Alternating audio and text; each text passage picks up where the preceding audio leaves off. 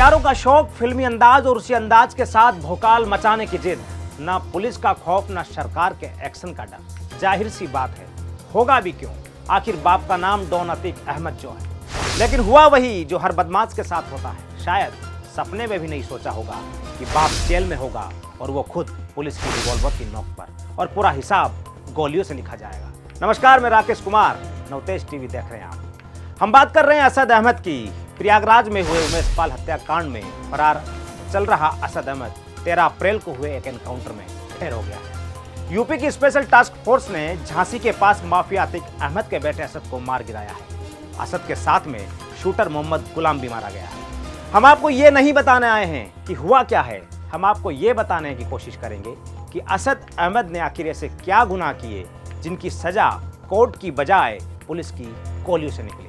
19 साल का असद माफिया अतीक अहमद का 23 नंबर का बेटा था। वो शुरू से ही बंदूकों का शौकीन था।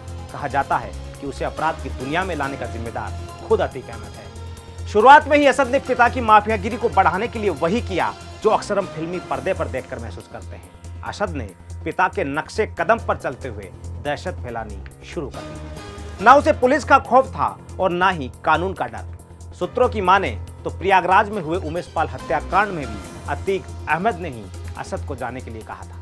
हालांकि इस बात को लेकर बरेली जेल में बंद अतीक के भाई ने इस बात का विरोध भी किया था, लेकिन शायद माफिया अतीक अहमद को अपने गुनाहों के वारिस के रूप में असद ही पसंद आने लगा था। असद की बात करें तो पिता की जुर्म की दुनिया में शामिल होने वाला असद अहमद कई साल पहले कानून की पढ़ाई के लिए विदेश जाना चाहता था, लेकिन अतीक के इतिहास को देखते हुए इसका खामियाजा भुगतना पड़ा, जिसमें असद का पासपोर्ट क्लियर नहीं हुआ और उसके बाद असद लखनऊ में ही रहकर अपनी पढ़ाई करने लगा और जुर्म की दुनिया में भी अपनी पैठ पढ़ाने लगा था। अतीक के 2 बेटों मोहम्मद उमर और मोहम्मद अली के जेल जाने के बाद असद ही उसका साम्राज्य संभालने लगा था। यहां तक कहा जाता है कि असद को उसके गुर्गे छोटा सांसद कहकर बुलाते थे। सूत्रों के मुताबिक उमेश पाल की हत्या के बाद अतीक ने कहा था कि वो 18 साल बाद चैन की नींद सोया है। वही सूत्रों का दावा है कि उमेश की पत्नी ने, माफ कीजिएगा, उमेश की हत्या के बाद पत्नी साइस्ता ने अतीक अहमद को साबरमती जेल में फोन भी किया था,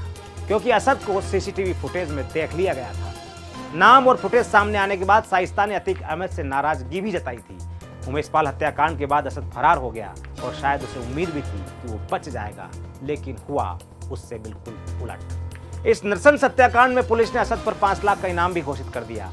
असद की खोज में पुलिस की टीमें उत्तर प्रदेश, गुजरात, मध्य प्रदेश और पश्चिम बंगाल से लेकर नेपाल तक में खाक छान रही थी और इसी बीच 13 अप्रैल को झांसी के पारीक्षण डैम के पास उसकी लोकेशन मिली। सूत्रों की माने तो यूपी एसटीएफ ने घेराबंदी की और उसे जिंदा पकड़ने की कोशिश भी की, लेकिन सामने यह भी आया है कि असद और गुलाम ने एसटीएफ की टीम पर फायरिंग शुरू कर दी। इसके जवाब में एसटीएफ ने भी फायरिंग की, जिसमें असद और गुलाम ढेर हो गए।